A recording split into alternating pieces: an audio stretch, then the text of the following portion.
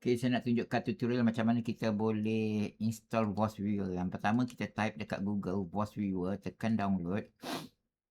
Okey, tengoklah kalau kita gunakan window, klik window. Kalau kita gunakan match, klik match. Saya tunjuk yang window.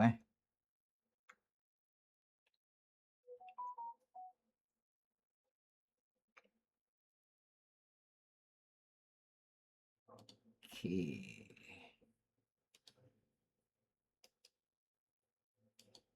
Okay, saya letak kat desktop lah, senang sikit nak tengok.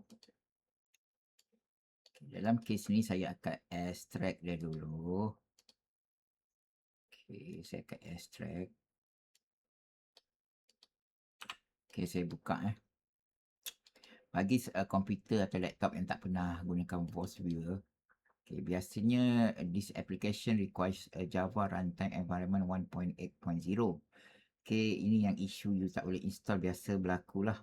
Jadi kalau saya buka dekat sini, error tersebut, okay, saya klik OK. Okay, biasanya dia akan dapatlah link Java ni ataupun you pergi java.com/en/download lah, you akan dapat. Okay, ni version yang kita boleh install.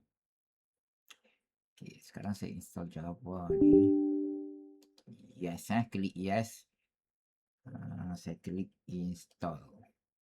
Okay, tunggu sampai siap. Okay, dah siap. Sepatutnya kalau kita test balik, okay, kita tengok ni klik close, kita test balik Voice Viewer. Dah boleh guna lah, sepatutnya simple je sebenarnya solution dia. Okay, dah boleh open. Okay,